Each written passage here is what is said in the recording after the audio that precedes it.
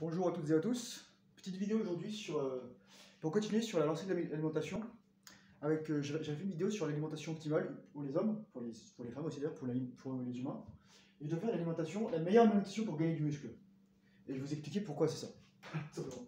Donc trois parties. Comment on crée du muscle, c'est quoi la diète, et comment on optimise tout ça. D'abord, comment on crée du muscle en fait. Le muscle, il faut savoir, c'est comme tout, c'est des cellules. En fait, c'est des très grosses cellules, elles peuvent être très longues. Pourquoi elles sont grosses? Parce qu'elles fusionnent en fait. En effet, les muscles, c'est comme certains macrophages, c'est des cellules polynucléées, elles ont plusieurs noyaux. Et plus il y a de noyaux, plus il y a l'expression de protéines, plus le muscle est lourd en fait.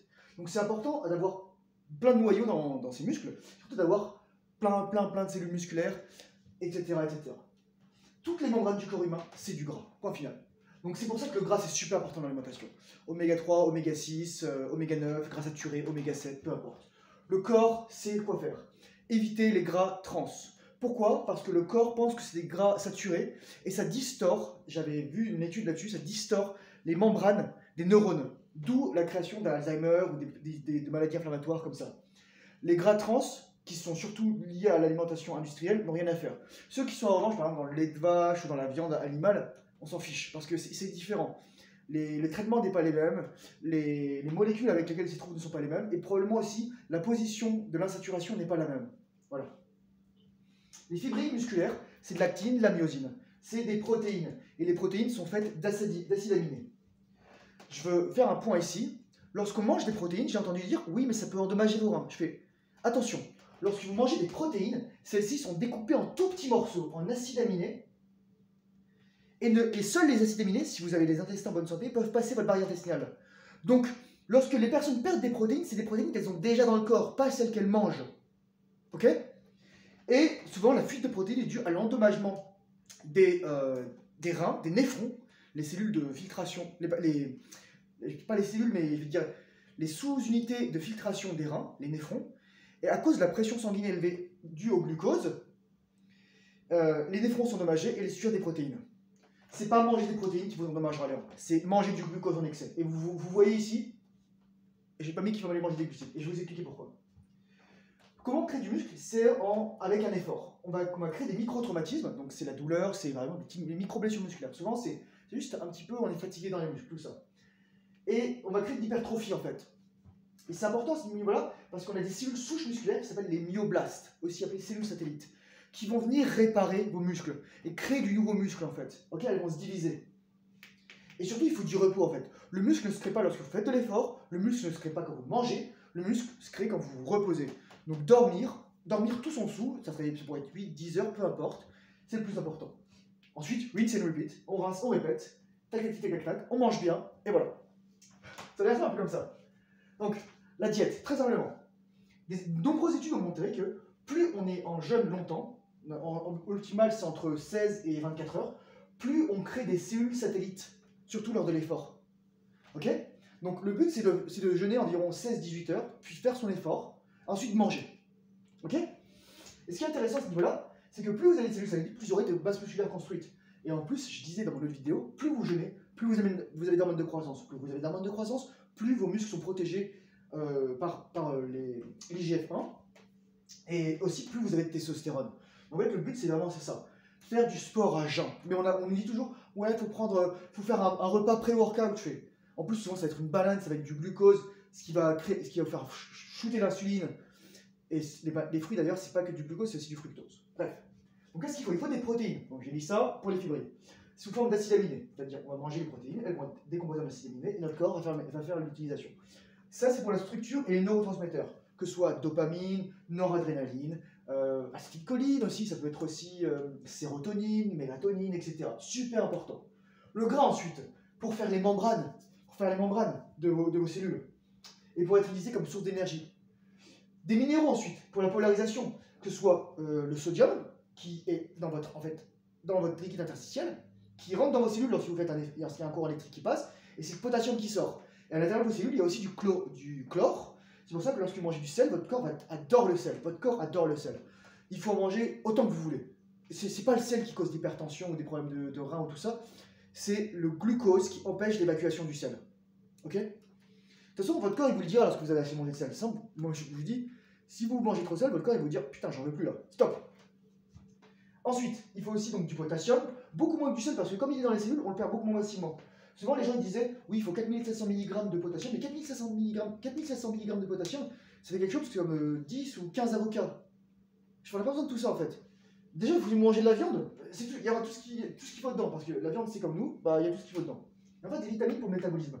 Donc, bien sûr, il y a les vitamines antioxydantes, vitamine C pour hydrosoluble, vitamine D, vitamine E pour liposoluble, vitamine D qui est en fait une hormone que vous produisez naturellement, vitamine K1 qui est un facteur de coagulation, vitamine K2 qui enlève le calcium de vos tissus mous, notamment lorsque vous avez les artères endommagées, ou alors, etc., des inflammations, des tendinites, et qui l'amène vers vos os, et c'est la vitamine D qui fait rentrer. La vitamine D a plein de fonctions. La vitamine A, c'est pour vos yeux, notamment les ongles, c'est tout ce qui est kératine, tout ce qui est aussi rétinol, rétinal, etc. Et surtout les vitamines du groupe B et du groupe C. Pourquoi? Vitamines du groupe B, donc notamment la thiamine, B1, ça aide à réparer les membranes de vos mitochondries, qui sont vos cellules, qui sont les bactéries qui produisent de l'énergie dans vos cellules. La vitamine B2, la riboflavine, qui aide à faire le FADH, flavine adénosine dinucléotide. La niacine, B3, qui aide à faire le NADH, nicotinamide, adénosine, dinucléotide. La B5, qui sert dans le coenzyme A, qui permet d'amener l'acétyl dans les mitochondries pour faire de l'énergie. La B6, l'acide pantothénique, la pyridoxine, je ne sais plus exactement. B9, l'acide folique, super important. B12 aussi, la méthylcobalamine, extrêmement important. Donc c'est ça. Et vous voyez, j'ai pas mis glucose, j'ai pas mis glucides. Parce que c'est pas indispensable. Saleh Ferdinand, par exemple, lui de côté, il doit peser 120 kg pour 1m80. Donc lui, il a besoin d'un petit peu de glucose lorsqu'il soulève 300 kg du sol. Mais en général, vous n'avez pas besoin de glucose, pourquoi? Parce que votre corps va utiliser du gras. Tant que vous avez de l'oxygène, votre corps peut utiliser le gras comme énergie. Et de toute façon, votre corps, votre foie peut créer du glucose naturellement, ce qu'on appelle la néoglucogénèse. Et votre corps va produire tout le glucose dont il a besoin. Pourquoi? Parce qu'il y a des cellules dans votre corps qui peuvent utiliser que du glucose, notamment vos globules rouges. Ils n'ont pas de mitochondries, ils n'ont pas de noyau. Et croyez-moi, si votre corps ne pouvait pas produire le glucose, vous seriez mort là en quelques heures. Parce que tous vos globules rouges mourraient et vous seriez mort. Vous seriez mort. Non, votre corps, il gère ça tout seul. C'est formidable. Donc le métabolisme, prendre soin de tout ça. Et comment on optimise tout ça maintenant? Là, j'ai mis les aliments, j'y reviendrai en dernier. Comment on optimise tout ça? On dort bien, on évite les écrans, on évite de passer du temps sur les médias, on évite le stress en fait. On évite de se comparer sur Instagram, on évite de passer du temps sur les réseaux sociaux, on évite en fait de baisser notre testostérone et de monter notre cortisol. Il faut aussi avoir une fréquence, c'est-à-dire une fois par jour ou une fois tous les 2 jours. Un certain volume, il faut accumuler du volume, du temps sous la barre, comme diraient certaines personnes. Ou alors du temps sur les anneaux, comme vous voulez. Il faut qu'il y ait une charge mécanique, parce que c'est sûr, si vous faites du curl à 1 kg, ça ne va rien faire. Mais si vous faites 5 kg, là, votre corps... déjà, moi, je ne fais pas de curl. Je fais du curl aux anneaux, c'est différent. Il faut de la charge mécanique pour solliciter les muscles. Il faut du temps sous tension, donc vraiment, allez chercher. Les gens qui font ça, ça sert à rien. Vraiment. Alors, on va vraiment chercher là. On va chercher le biceps. Et ça va se traîner un stress métabolique, ça va créer des déchets métaboliques. Et votre corps, à ce niveau-là, il va faire le ménage. Et donc ensuite, il va vous réparer. Il va y avoir des cellules souches qui vont prendre le relais. Et ça va être trop bien. Le contact avec la nature, pour baisser le stress. Prendre le soleil, faire du sport au soleil. Bien s'étirer, bien s'échauffer. Moi, c'est pour ça que je fais du yoga chaud. Ça me permet de me remuscler, de m'étirer, d'aller vraiment chercher loin dans les muscles, etc. Et les pré-workouts. Moi, le pré-workout, bah, déjà, j'évite tout ce qui est du sucralose dedans. Souvent, il met du sucralose, de la cellule de potassium, de l'aspartame, de la merde comme ça. Moi, ce que je prends, je vais vous dire, je prends de la citrulline, du malade de citrulline, l'acide malique en fait. J'arrive pas d'abord, il y a mon chat qui me fait coucou. L'acide malique, ça sert à.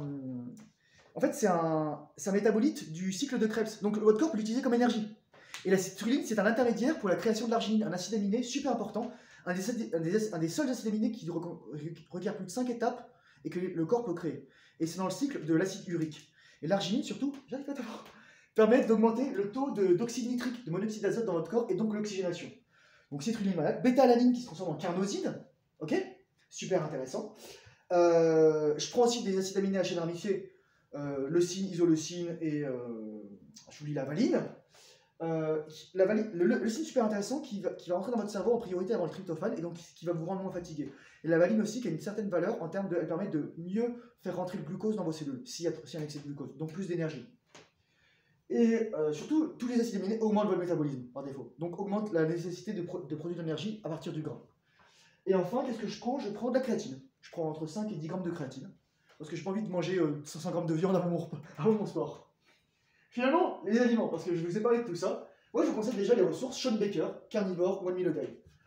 Médecin, chirurgien orthopédique. Paul Saladino, bon lui il bouffe 100 grammes de miel et du riz. Mais il est un peu accro aux carbs, mais il n'ose pas le dire. Mais en général, quand il parle de tout ce qui est viande, en fait, il se défend pour manger du miel. Il dit oui, c'est un glucide produit par des animaux. Je fais, mais tu sais, lorsque tu as un diabète de type 1, le glucose aussi produit par ton foie est un glucose produit par un animal. Mais ça n'empêche pas que lorsque tu as 250 grammes de glucose dans le sang, bah t'es mort quand même. Donc voilà. Bref, pas besoin de miel. Et enfin, Ted Naiman, super intéressant sur le type de fibre, les exercices physiques. Je vous encourage à aller les voir. Il a fait un TED, notamment Ted Naiman. C'est trop long avec son mot. Un TEDx, et c'est intéressant. Et enfin, les aliments. Des viandes grasses. Les viandes riches en graisse, en cholestérol. En général, moi, j'aime bien un ratio graisse-protéine dans mes repas entre 1, 1. Donc ça, c'est vraiment quand j'ai faim. Quand j'ai vraiment faim, j'ai besoin de gras. Ou sinon, quand j'ai pas trop faim, quand je fais 2 repas par jour, je vais faire 2, 1. C'est-à-dire que je vais manger 2 grammes de protéines pour 1 gramme de gras. Comment je fais ça? Bah, je prends de la viande maigre, j'achète de la viande 20 grammes de protéines à 10 grammes de gras, donc à 10% de matière grasse. Je me prends un petit peu de fromage pour plaisir. Je vais me prendre un shake de prot, etc.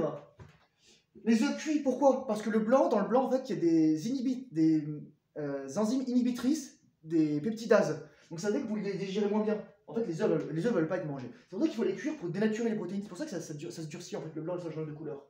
Poisson gras, hareng, maquereau, sardines, saumon, mais aussi truite. Pourquoi? Parce que c'est riche en oméga 3, c'est riche en gras, c'est riche en protéines. Le saumon fait partie des meilleures protéines, surtout le saumon sauvage. Avec je crois que c'est l'astaxanthine et les zéaxanthines. Très intéressant. Les légumes verts, on évite trop les poivrons, les tomates, les patates, tout ça. En fait, en général, pas besoin de légumes.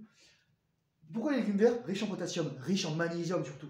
Magnésium, super important. Ça vous calme, ça stabilise l'ADN. Le magnésium stabilise l'ADN en fait. Super intéressant.